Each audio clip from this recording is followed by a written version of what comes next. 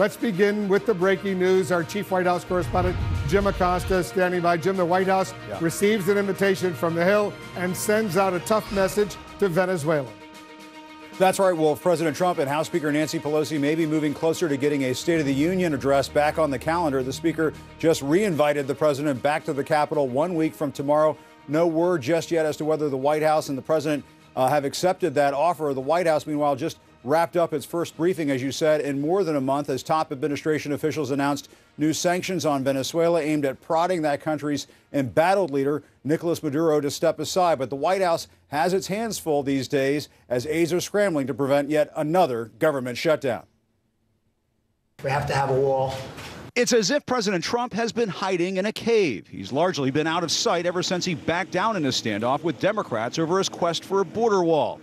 And with just 18 days and counting before yet another government shutdown, the president doesn't sound optimistic, telling the Wall Street Journal the odds of reaching a deal to prevent another lapse in funding are less than 50-50, which is why top White House officials are warning the president is prepared to declare a national emergency so he can try to go around Congress. What I do know is if they don't come back with a deal, that means Democrats get virtually nothing. That will make the president and force him to have to take executive action. It's still better, John, to get it through legislation. That's the right way to do it. But at the end of the day, the president is going to secure the border one way or another. Despite days of complaints from conservative allies that Mr. Trump was taken to the woodshed by House Speaker Nancy Pelosi, she has just whipped the President of the United States. The White House is trying to insist the president somehow won the stalemate. Because the negotiations are still ongoing, and I would argue that conservatives that actually have influence have supported the president throughout this process. This is a simple fix. It's easy for Democrats to sit down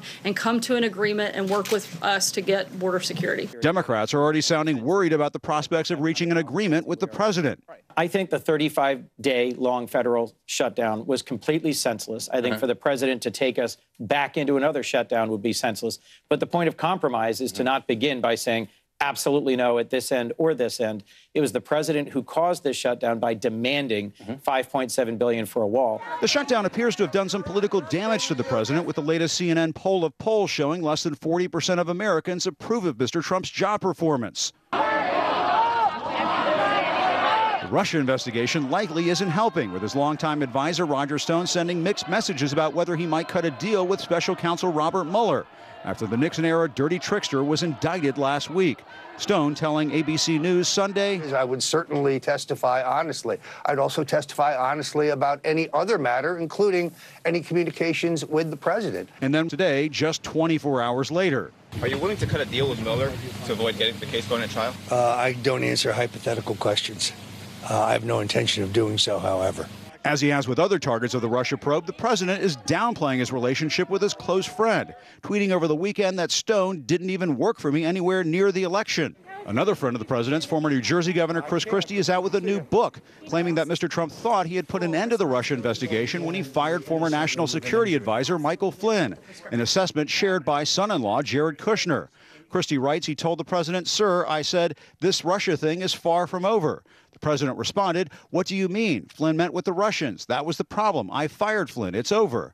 Kushner added, "That's right. Firing Flynn ends the whole Russia thing." The White House was asked whether the Trump presidency was somehow endangered by the growing number of aides and associates ensnared in the Russia investigation.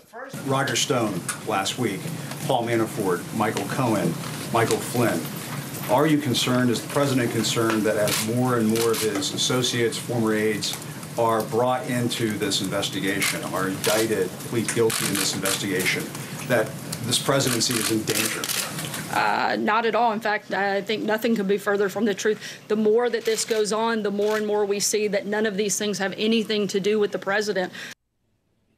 One thing we should also know, Press Secretary Sarah Sanders did not really knock down the idea of a presidential pardon for Roger Stone, meaning that remains a live option for Mr. Trump. And today's White House briefing was the first in 41 days. How long is that? It was so long, we never had one during what was the longest government shutdown in American history. And as for the shutdown, The Congressional Budget Office estimates that came at a cost of $11 billion to the U.S. economy. That's more than what the president was demanding for his border wall. But not surprisingly, Wolf, White House officials at that briefing earlier today were disputing those numbers coming out of Congress. Not surprisingly at all. All right, Jim Acosta, thank you very much. Just days after longtime Trump ally Roger Stone was indicted in Mueller's Russia probe and arrested in an FBI raid, the White House won't, as we just heard, flatly rule out a pardon for Stone or say whether the president had any interaction with him about WikiLeaks. Let's bring in our senior justice correspondent, Evan Perez. Evan, is Stone, first of all, signaling for a pardon? Look, I think what Roger Stone is doing is making sure that he stays in the good graces of the president for just that reason. I think Roger Stone says he has no plans to turn on the president. He says there's nothing to turn on the president about, and he's keeping to that story. So even though obviously we've seen many other people, including Paul Manafort, who have gotten into these legal problems because of the Russia investigation. Roger Stone is obviously one of the crucial figures in this investigation, and you can bet that if there are going to be pardons that are going to be doled out, his name would be right at the top of the list. What should we expect tomorrow when Stone is formally arraigned at a D.C. federal court? Well, he's going to hear the charges that are. This is the first time he's appearing here before a D.C. magistrate here in Washington, where he would presumably go on trial. Now, we don't know whether Roger Stone, as you've seen mixed messages from him over the last couple of days, he says he would cooperate with the Mueller investigation. And then this morning he seemed to say that he has no plans to cooperate. So I think we're going to hear a little bit more from Roger, as Roger tends to do. I think he's going to have his chance at the cameras tomorrow here at the D.C. court. And we'll see how long this show can go on, because, Wolf, you know that these judges here in D.C. are not really big fans of defendants holding press conferences and so on. So let's see how long this show goes on from Roger Stone. Yeah, that's a very important point. We know the FBI raided his home, Stone's homes, and now we've learned they've also raided his storage facility in Florida. What does that tell you? Well, it shows you how thorough they're being, as you said, leaving no stone unturned to try to get a hold of any records there are. Now, we know, Wolf, that as recently as just in the fall, the Mueller team had reached out to the president's team to try to get any records of Roger Stone visiting Trump Tower, phone records. So we know that even in the last few months, they've been trying to gather up records of any contacts between Roger Stone, people in the campaign, and the president himself. So is there something in that storage facility that may point to some of those unanswered questions that we all have, the prosecutors may still have? I think that's the key there. Yeah, that's a good point as well. All right, thanks very much, Evan, for that. Joining us now, Democratic Senator Mazie Hirono of Hawaii. She's a member of both the Judiciary and the Armed Services Committees. Senator, thanks so much for joining us. Certainly. So let's begin with the breaking news. The House Speaker, Nancy Pelosi, has now formally invited President Trump to deliver his State of the Union address on February 5th, a week from tomorrow. That's a week later than originally scheduled. Do you think it was a good idea for the Speaker to make that offer while the President is still threatening to shut down the government again if lawmakers can't come up with a border security deal? Well, she made her offer. I think she's being very gracious. I personally would have preferred that he give his State of the Union's remarks after we keep government running at least to the end of the fiscal year. I certainly support Nancy and what she does. Are you surprised that she made this invitation as she did? I think she probably doesn't want this particular aspect of the whole terrible shutdown to continue to be a focus. We should be focusing now on how to make sure that government keeps running until the end of the fiscal year. And I hope that the committee, the Joint Committee, will be able to come up with a border security proposal that we can support. And the only person who keeps talking about a wall basically is the president. So again, I reiterate that if this Joint Committee can come up with good border security, which Democrats and Republicans support, that we should pass the legislation and the president can veto it if that's what he wants to do, and we should override his veto. Would you support any bill that includes funding for a border wall with Mexico? I support, and I have supported, proposals that would ensure border security, and part of that includes fixing the walls that are needing to be fixed, etc. But when we talk about border security, it means much more than what's going on with the border. It, of course, includes what's happening in our ports, which is where most of the drugs come in. So it has to be much more of a total aspect of how to ensure our security at our borders and ports, not just totally focusing on the wall in some sort of a, I don't know, the president really is so adamant about it that I'm afraid that he will contemplate another shutdown. In fact, it's appalling that after 35 days of tremendous harm to not just the federal employees, but all the contractors, as well as, by the way, the $11 billion lost to our national economy, which will not be recovered. It's appalling that he still thinks that maybe we can have another shutdown so he can get his vanity wall. We've got some breaking news, Senator, and I want to inform you and our viewers of what's going on. It involves the Russia investigation, and we're just now learning that the acting Attorney General, Matt Whitaker, has just said that he's been fully briefed on the Mueller investigation, and the investigation, in his words, and I'm quoting now, is close to being completed. Close to being completed. Your reaction? Well, for one thing, I don't think that Whitaker should even be the acting Attorney General. I'm part of a lawsuit to say that he should have been confirmed. So he is a total Trump supporter, and I'm very cautious about anything that he has to say. This just points out how important it is for the Mueller investigation to proceed. And by the way, the next person who's coming up for Attorney General is Barr, who has said that he doesn't think that Mueller should be looking into any obstruction of justice claims against the president. So in the coming Attorney General, we have somebody else who is looking, it seems to me, to limit the Mueller investigation. So once again, Mitch McConnell should bring the bill that would protect Mueller investigation to the floor of the Senate. Senator, I want you to stand by for a moment. Our justice correspondent, Laura Jarrett, was at this briefing with the acting Attorney General. So be precise, Laura. Tell our viewers about the breaking news. Tell our viewers what he said, because he's giving the first really public indication that this Mueller investigation is getting close to an end. That's right, Wolf. Some news out of the Justice Department today at a completely different case related to Huawei indictments against that big tech firm.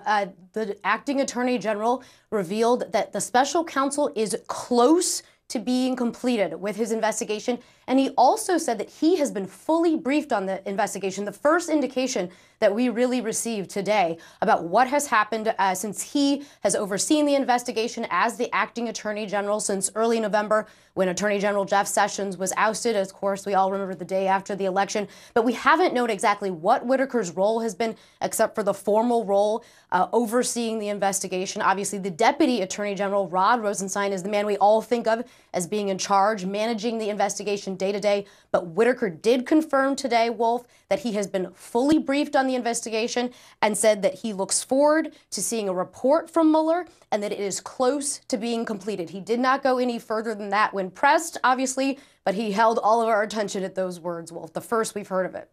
I think you probably have it as well. Let me read it to our viewers. The precise words, this is very significant, and Senator Hirono is standing by. Let me read to you what the acting Attorney General said. I've been fully briefed on the investigation. I look forward to Director Mueller delivering the final report.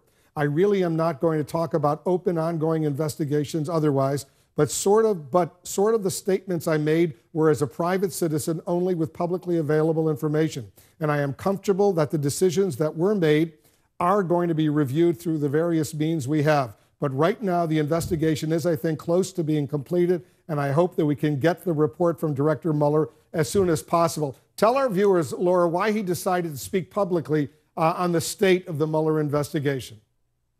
Well, it's interesting, Wolf. We weren't sure exactly what he would say. This is the first we have heard from Whitaker since he assumed the role of acting Attorney General. And we weren't sure he was actually going to take questions at all, as usually sometimes Justice Department officials, at least in the past couple months, have gotten up there and departed shortly after. But he stayed for a while taking questions on a variety of issues, did not shy away from anything related to the Mueller investigation. But the real question is whether it's even going to be up to him, as of course the president has nominated Bill Barr to be the permanent Attorney General, and he's scheduled for a vote early next month, I should say, in the Senate Judiciary Committee. So this may not be up to Whitaker at all, what happens with the Mueller investigation, but for now, he does still technically oversee it. So anything, of course, that he says about it or as he weighs in on it is certainly significant.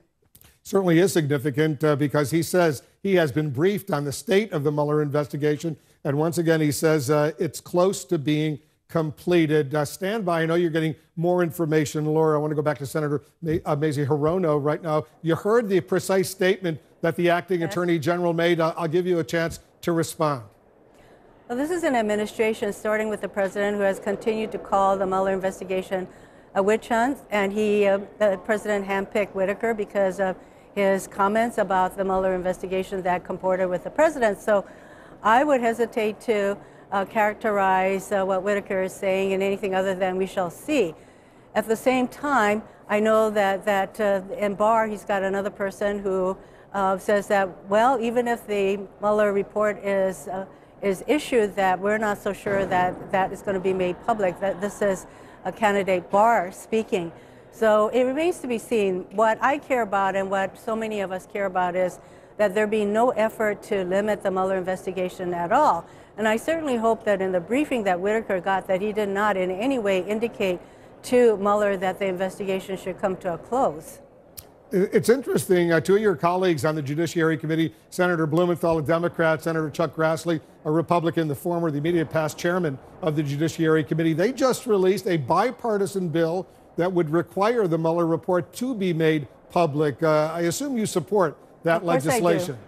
Yes, I do. Do you think it has any chance of passing? And do you think if the president were to veto it, you guys could override that veto with 67 senators? I certainly hope so, and that would be the optimal thing. But of course, so optimal things are not happening around here, and the fact that McConnell still has not brought the Protect the Mueller investigation bill to the floor gives me pause. But nonetheless, I'm glad that in a bipartisan way that we are asking for the Mueller report to be made public, something that Barr did not commit to, by the way, very significantly. Have you decided whether or not you'll vote to confirm Barr as the next Attorney General? For all the reasons that I have been articulating over the last several weeks about Barr, he auditioned for this job, and when he testified, I believe that he was testifying for an audience of one, meaning President Trump. He made sure that he would be very supportive of the president. In fact, he even said, well, I think I can understand why the president would think that it is a witch hunt. Maybe he knows some things that we don't know. Well, the underlying investigation has to do with the Russian interference with our elections, which all of our intel community said had happened. So I don't know why why Barr would think that the president has some basis for continuing to call it a witch hunt. So he's not making the Mueller report public, and he certainly didn't reassure us that he would follow the ethics guidelines about recusing himself if that's what the ethics people in the Justice Department recommended to him. So does that mean you're going to vote against this confirmation? I will. Yes, I was getting to it. I will not be supporting him. Senator Hirono, thanks so much for joining us. Up next, Senator Kamala Harris.